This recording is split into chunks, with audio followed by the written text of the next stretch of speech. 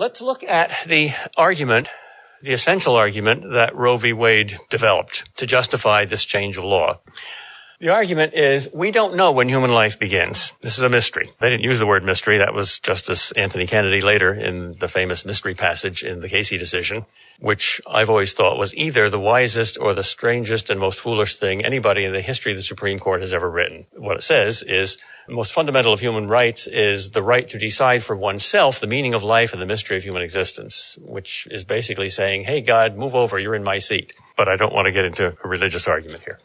The legal premise is simply that the most fundamental function of the law is to protect basic human rights. And the court said, we don't know if the fetus has a human right to life because we don't know if it's human. So from a legal point of view, we'll not legislate because we don't know. Now, that argument, we don't know when human life begins, therefore we shouldn't outlaw abortion, is a valid syllogism only if you add the implied premise. This is called an enthymeme in logic, a syllogism in which one premise is enthymemic or kept in mind. That's the literal meaning of the Greek enthymos.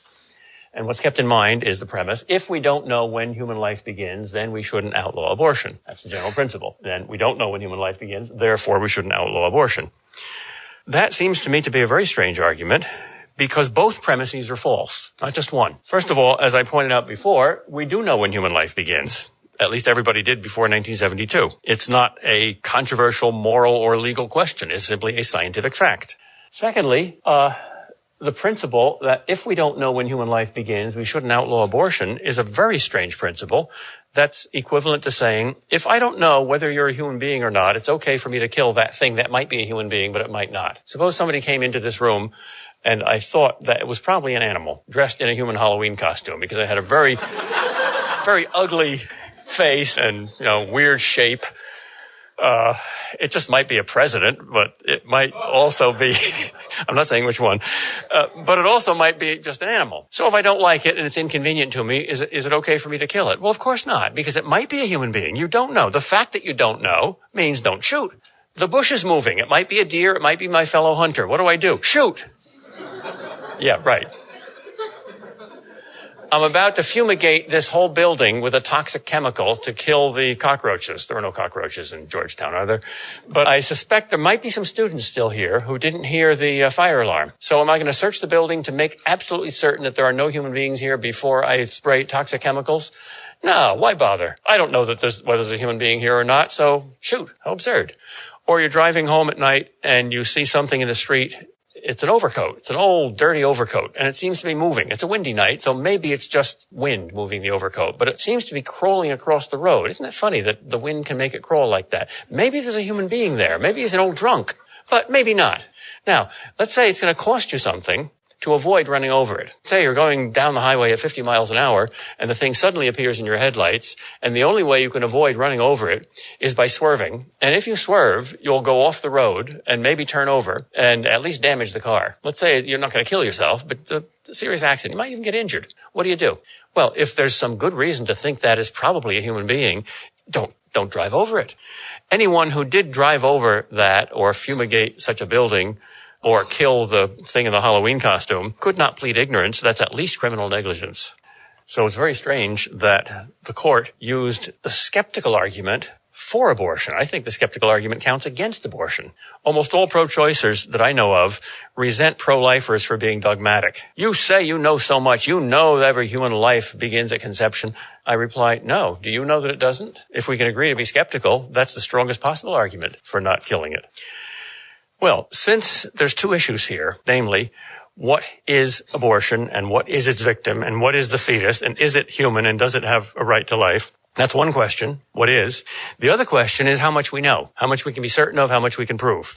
Put these two questions together and you get my quadrilemma. There are four possibilities because there's two variables. It's like Pascal's wager. You all know Pascal's wager. Pascal's almost a skeptic. He believes that you cannot logically prove that God exists or that he doesn't exist. But you have to choose to believe one way or the other because you're embarked on the voyage of life and you're going to die and you're either going to meet God or not. So how do you choose? Well, he says, let's see. In objective fact, either God exists or he doesn't. And in my subjective experience, I will either choose to believe in him or not. So there's four possibilities. God exists and I believe in him. God exists and I don't believe in him. God doesn't exist and I believe that he does. God doesn't exist and I don't believe that he does. Well, in two of those four cases, I'm right. If there's a God, the theist is right. If there's no God, the atheist is right. Well, I got a 50-50 chance of being right. And if I'm a skeptic, that doesn't decide me. Is it a good bet? You've got a 50-50 chance of winning $2 for your one. Do you bet $1? Yeah, maybe so, maybe not. Well, there's another bet. Let's look at happiness rather than truth, because everybody wants both. Take truth first. Be honest. But if you honestly believe you don't know the truth, well, let's see what you can gain and lose in the way of happiness. If there's a God, and if you believe in him, what happiness are you going to get? Heaven. What's that? Infinite happiness. Oh, that's great. Yeah, but you're not sure. Well, let's see. If there is a God and you don't believe in him, what are you going to lose? Heaven. Infinite happiness. Oh, gee, that's terrible. But suppose there's no God and you believe in him anyway. Well, then you're wrong, but nobody can prove that you're wrong. And there's nothing to gain or lose because once you die, and that's it. You're worms. There's no heaven and no hell. John Lennon is right. So is Vladimir Lenin. Finally, fourth possibility. There's no God and I don't believe in him. Well, you're right. You're one of the smart ones. You're one of the atheists, but it's not going to gain you anything in terms of happiness because there's no payoff. When you're dead, you're dead. So the only chance for winning anything significant is combination one. God exists and you believe in him. The only combination for losing something is combination number 3. Or was it 2? My math is bad.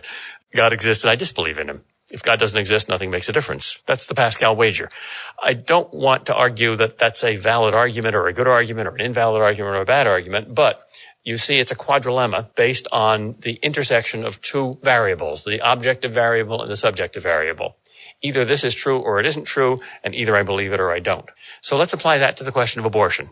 In objective fact, either the pro-lifers are right and abortion is murder or something like it because the fetus is a human person with rights, including the right to life. That's the fundamental right. If you don't have life, you can't have liberty. Or maybe the fetus is not a person. Maybe the pro-choicer is right. At least the pro-choicer who denies the first premise of the 3-premise pro-life argument.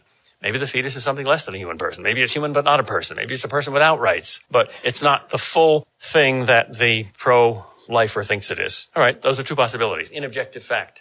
But here's the key to the argument. Let's factor in the subjective consciousness here. And let's not just talk about belief, but let's talk about knowledge. Because it's not belief, but knowledge that gives you responsibility. You either know what a fetus is or you don't. You're either skeptical, and you say, I don't know whether it's human or not, or you don't know. All right, so there's 4 possibilities. Either the fetus is a person and you know it, or it's a person and you don't know it, or it's not a person and you know it, and it's not a person and you don't know it. What is abortion in each of these 4 cases? Well, if the fetus is a person with rights, including a right to life, and you know that, and you nevertheless deliberately choose to kill it, that's the definition of murder. And if it's premeditated, that's first-degree murder. Oh, but it's such a small person. Haven't you read your Dr. Seuss?